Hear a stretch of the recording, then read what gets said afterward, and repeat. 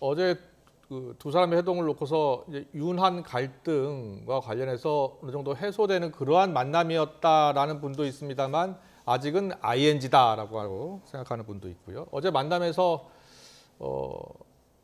김건희 여사 문제를 이야기했을 것이다라는 관측도 있었지만 없었다고 발표하면서 어제 회동에 대해서 고민정 최고위원은 마리 앙뚜아네트의 승리라고 이렇게 표현을 했어요. 자, 먼저요. 어제 2시간 40분 동안 민생 문제를 주로 얘기했고 시간이 부족했다라고 한동훈 위원장이 그렇게 이야기하더라고요. 어제 모임은요.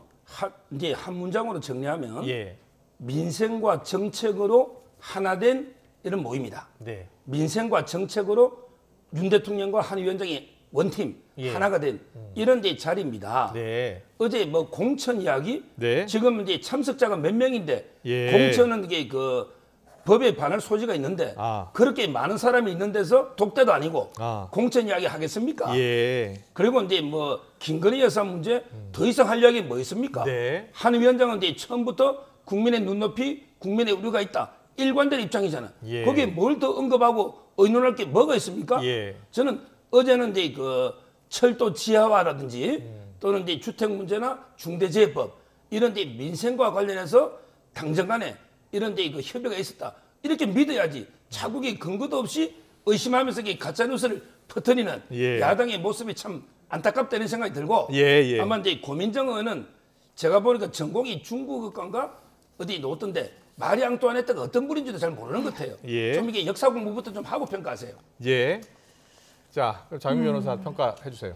그러니까 아마 대통령실의 말대로 민생만 이야기했다고 하더라도요. 좀 믿기 어려운 측면이 있는 건 사실입니다. 왜냐하면 불과 얼마 전에 서천에서 올라오면서 계속 민생 이야기 나눴다는 거잖아요. 고위 당정을 통해서도 민생에 대해서는 당과 정부가 협의할 수 있는 통로가 정례화돼 있습니다.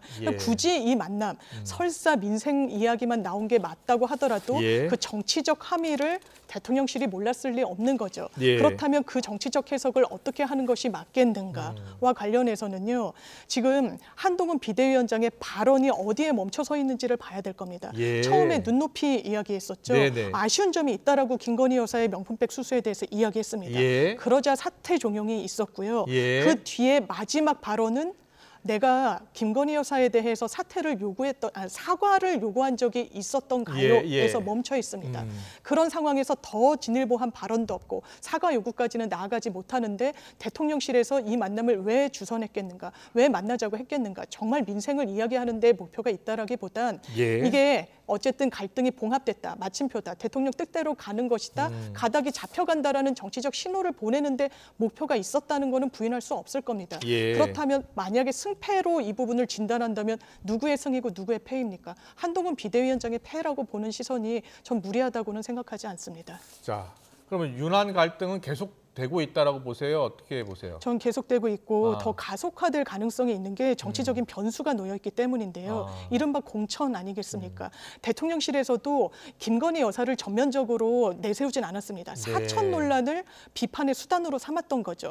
그렇다면 계속해서 한동훈 비대위원장이 실수를 사실 성동을에서도 하고 있는데 그 부분과 관련해서 갈등은 계속 잔존하고 있다. 큰 불이 꺼졌다고는 이야기하지만 언제든 잔불이 큰 불로 번질 수 있다. 이렇게 생각합니다.